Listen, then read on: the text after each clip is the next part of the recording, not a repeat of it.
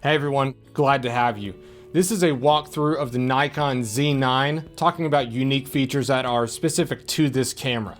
First, we're going to talk about the photo features, then we're going to talk about the video features. If you want to go straight to the video features, go to this timecode. Nikon has packed a lot of features into this camera. This has been highly anticipated ever since it was teased in October of 2021. So if you've been living under a rock for the past few months, we're glad to have you back. Here is the Nikon Z9. Many of the new features are going to be found inside the menu, which we're going to dive into, but I want to talk about something pretty important, and that's power. The Nikon Z9 comes with an EN-EL18D battery like you'll see here, and that uses this charger here, which seems a lot smaller than chargers you may have used in the past. While you can still use the other 18 batteries, the D batteries are specific. They're specially designed for this camera and for that USB charging and power delivery capability. So if you're going to charge it, you have to use the included charger. You cannot use any of the MH26 or 26A chargers. Certainly keep those around if you want to use those other 18 batteries, but in order to use this new D battery, you need to use the included charger. And when using those high burst modes, the D battery is designed specifically for that type of power output. So you're going to have a better chance of getting that shot by using this new battery. Let's talk about a few external features. So in the other video, we talked about the inputs and outputs. So there is a full HDMI slot right here you're going to see, as well as a USB-C port. The camera is also going to come with this cable manager that you can secure onto the side. If you're someone that's been hesitant to go to the new mirrorless system from Nikon, this is a better time than any to get into it. So if you've used a D5 or a D6, this is the next best step. You're going to have a mode dial that's very similar to like a D850 or a D810, but you're also going to have your top information screen. For those of you that have used a Z6 or a Z7, you're already familiar with this. But you can see different information on here as you're shooting. Especially if you're shooting long form video like interviews, you can look on the top screen and find out how much remaining video you have left on that card. And here's your fully articulating screen. You can tilt it down for high shots. You can tilt it the other direction if you really want to get low to the ground shots. Seems like it goes around 90 degrees. Then if you close it, you can also go to the side here, get a really cool shot for portraits, get a really cool angle for portraits, and you can tilt it down the other direction. And another interesting feature is we have this button on the side.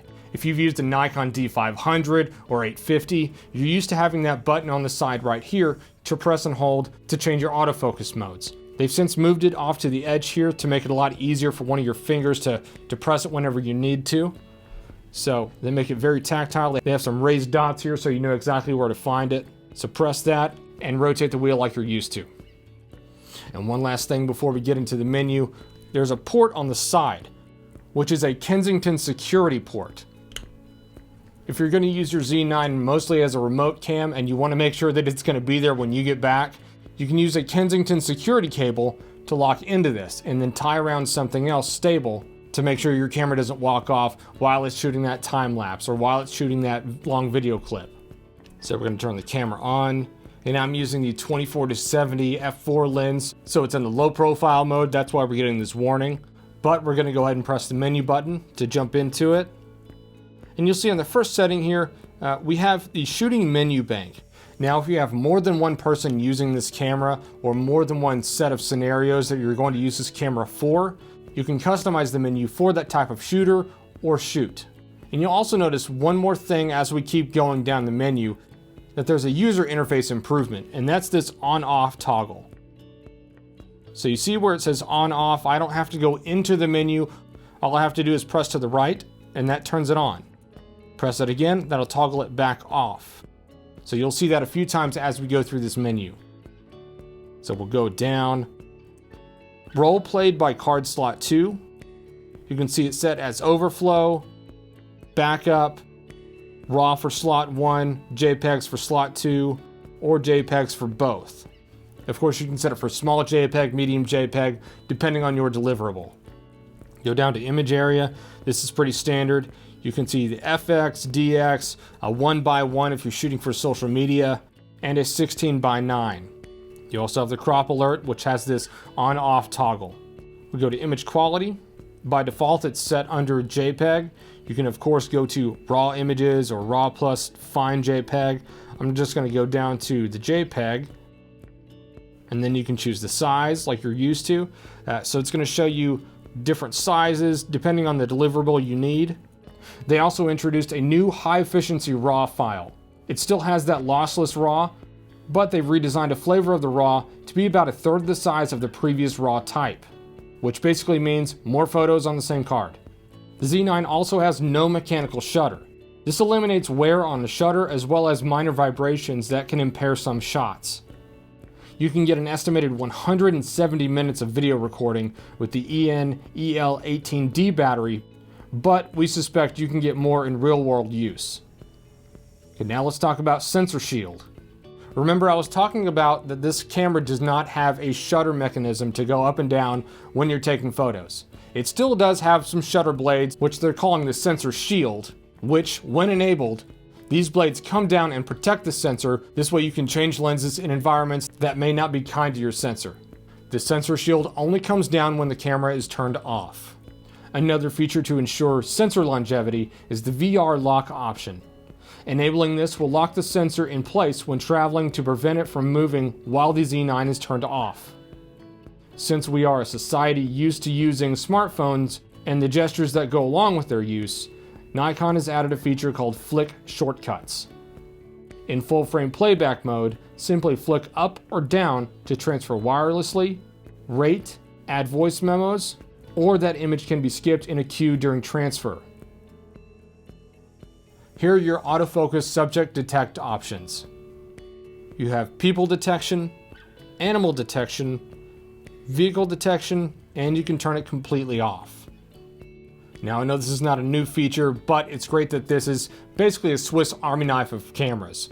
You have your interval timer shooting, as well as your time-lapse video functions. So, no matter what you're shooting, you have whatever you need available. Now let's go into the video recording menu. You can set it for destination, so it will prioritize which slot to use first. And you'll see here when you're in the video recording menu, it gives you a countdown of how much recording you can shoot on each card depending on the frame rate and the frame size. Now if we go down to video file type, this gets pretty interesting. Go to the very top and you'll see ProRes 422 HQ 10-bit. Now for a lot of you video editors, you're used to the ProRes codec. This is a high quality codec that you normally had to create inside your computer after the fact.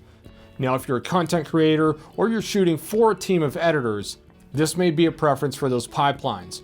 And what's great is if you want to keep it small, you don't have to add an external recorder. You can record ProRes straight to the camera. If you want to keep the file smaller and more efficient, but also keeping that 10-bit color space, go to H.265. There's a 10-bit and an 8-bit version. You can, of course, go down to H.264. But on these options, you'll see SDR, and then we have an N-Log version. If you go into that, you can shoot SDR or N-Log using ProRes, or if you need to shoot an H.265, there's SDR, Hybrid Log Gamma, or Nikon N-Log. We're going to keep this with N-Log for now. Now let's go to frame rate and frame size. So you'll see we have a lot of different options. We have your HD options, HD up to 120 frames per second, 4K up to 60 frames per second. Specifically in this H.265 mode, you can go up to 4K 120. And if we keep going up, there's 8K 30 frames per second. So if you plan on delivering an 8K, or you want to have the flexibility of cropping in later, 8K is going to be an excellent option. I'm going to go back to 4K 60. Now if I go back to video file type and you are shooting in ProRes 422 HQ, and go to SDR or N-Log, either one, go down to 4K under the frame rate, frame size, you'll see that ProRes caps out at 4K. If you need to go higher than that, I would use ProRes RAW with an external recorder like the Atomos Ninja V Plus. This is going to allow you to shoot 8K 30 frames per second in ProRes RAW, giving you that 12-bit latitude. Now we'll go out of that. You can also choose your image area. You have FX or DX depending on the mode you're in. If we keep going down, we have the video flicker reduction option. So if we go into that mode, you're going to see we have auto, 50 Hertz, and 60 Hertz. So if you're around a lot of lights that are going to cause some sort of weird flickering in your shots, you can turn this on. Auto tends to work really well, or you can specifically tell it which frequency you happen to be shooting in for those lights. Go down to focus mode, and if you've shot with the Z6 or Z7, you're used to the AF full-time. You can of course shoot in single or continuous, but AF full-time tends to work for a lot of run and gun type filmers. And then of course we have AF subject detection options. Prioritize people, prioritize animals, prioritize vehicles. And then of course you can turn it off. And then you have AF when subject is not detected. It's a good idea to keep this turned on. The camera will still autofocus if those subjects are not around. Here's your vibration reduction options. I know we had that in the stills mode, but there's something unique about this video mode. If you don't want this setting to be different when you're switching that switch, that photo and video switch, you can have it set to the same as the photo settings, and that may save you some time on your shoot, especially if you need to capture photos and videos. Of course, you have your electronic VR, you can turn that off or on, your microphone sensitivity, attenuator for the microphone, frequency response, and here you go. Here's the mic jack plug-in power. Now, some microphones require power that come from the battery of the camera, and some microphones derive power from the battery built into the mic itself. If you want to be careful about power management using this battery, you can simply turn that mic jack plug-in power off, so that way you're not draining power as your day goes on. There's your headphone volume, and then you have external recording control. So if you're using some sort of HDMI out, like an Atomos recorder or a Blackmagic recorder, if you press record on the device itself and not the camera will still trigger the record. So you're not having to worry about is it actually recording or not. It's going to take that command from the external recorder. A lot of this is going to be the same, but if we keep going down, we have our continuous shooting speed. So in your stills mode, you can set this for a certain maximum and minimum. For a continuous high, we can shoot up to 20 frames per second in this particular settings we've set up. Go back, we can go to continuous low, and you can set that as high as 10 frames per second. And here's a really cool one. Because the sensor can shoot up to 20 frames per second in RAW, up to 1,000 clicks at a time, you can set the maximum shots per burst. So that way you're not having to cull through way more images than you need to. You can set this for a maximum burst. Right now it's set to infinity, but I can go down and set it for 200, 180, 60, and it's going to keep going down in various increments. Now here's a new feature. This is the Starlight view mode. This is specifically for the photo mode. You can turn this off or on. It's going to allow you to focus up to negative 8.5 EV. So if you're in a really low lit scenario and you want to underexpose your shot, you can set it for the Starlight mode, and the sensor is going to temporarily make it a lot more sensitive to that light. It's just a way to assist you to make sure that you're focusing properly.